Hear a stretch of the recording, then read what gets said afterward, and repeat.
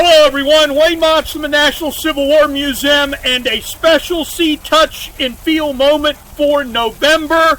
And I'm standing in the Custer National Cemetery at the Little Bighorn Battlefield, 1,800 miles from the National Civil War Museum, and we're going to do part of this video at the National Civil War Museum and here in Montana at the grave of Marcus Reno and his connections to the Civil War in Harrisburg. Let me introduce Jim Hessler, my friend, co-author of a book together, the author or co-author of 3 award-winning books, co-host of the Battle of Gettysburg podcast, a licensed battlefield guide at Gettysburg, and guide extraordinaire here on the Little Bighorn Battlefield. That's a mouthful. Jim, that's a lot to cover. Tell us something about Marcus Reno. All right, and I'll try to do it quickly. Marcus Reno was born in Illinois in 1834. He attended the United States Military Academy at West Point, where he was not a very good student and, quite frankly, a little bit of a discipline problem. But he racked up the merits with ease at West Point.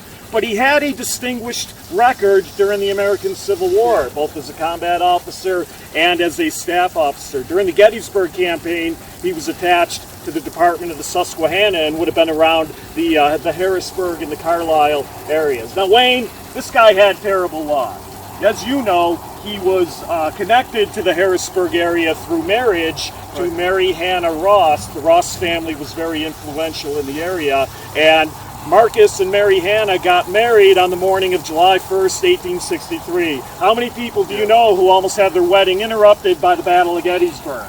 Reno did manage to get married and really spent, I think, almost his entire adult life when not on active service in the Harrisburg area. Reno's a difficult personality. People didn't always get along with him. He was really a heavy drinker throughout his entire life, but his drinking, I think, accelerated following Mary Hannah's death in 1874. Not always popular with the men of the regiment, and when Reno was assigned to the U.S. 7th Cavalry after the Civil War, Reno was definitely not in the inner circle of his commanding officer, George Armstrong Custer.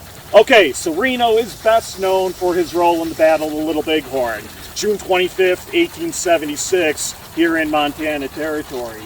Reno was basically second in command of the 7th Cavalry and ultimately would be senior surviving officer of the battle, in which Lieutenant Colonel Custer and about 260 men of the regiment were killed.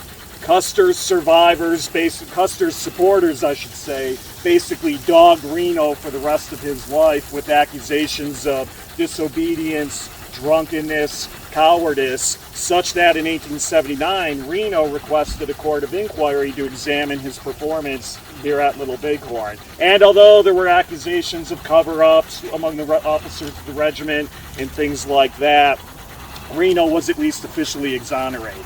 Now, he was cashiered from the Army in 1880 on unrelated charges of misconduct, conduct unbecoming of an officer and a gentleman, including allegations that he was a peeping Tom. But in 1889, he died in Washington, D.C. following cancer surgery, really a sad and broken man at that point. 1967, some of his descendants basically got his military record reopened, got his service record changed to an honorable discharge, and in September 1967, his remains were moved from Washington, D.C. to where they rest today, here at the National Cemetery at the Little Bighorn. So Marcus Reno, I hope he is at rest here on the near the battlefield that essentially destroyed his military career. And Wayne, that's the story of Marcus Reno in about 3 minutes or so. Hey Jim, thanks a lot for all of that. Now let's go back to the museum and look at the Reno artifacts the National Civil War Museum has there. Take care. Take care. Hello everyone, welcome back 1,800 miles east from the Little Bighorn Battlefield to the National Civil War Museum. Now, I want to point out, as Jim was mentioning, the connections that Marcus Reno had with Harrisburg. And of course, that's the reason why we have Marcus Reno artifacts here at the National Civil War Museum. This is a beautiful personal kit that belonged to Marcus Reno. And there are many items inside this kit. We don't have time to go over all of these great historic treasures, but I do want to point out the Colt Single Action Army Model 1873 revolver that is part of this kit that belonged to Marcus Reno. It's serial number 5611, and that is known serial numbers to have been issued to the 7th Cavalry Regiment. Now, we don't know if this revolver was at the Battle of Little Bighorn, but we do know that it's in a serial number range of revolvers that were issued to the 7th Cavalry. So it makes a really interesting piece. It's a 45 caliber firearm. And then we also have here some of Marcus Reno's pipes. We have a flask of his, a personal spyglass, an ink blotter, inkwell, ink pen, a testament, and a photo album of the 7th Cavalry as well. It's got the 7th Cavalry right on it. So this personal kit that belonged to Marcus Reno, one of the best artifacts, I think, here at the National Civil War Museum, and based on what Jim just told you, a true Harrisburg connection.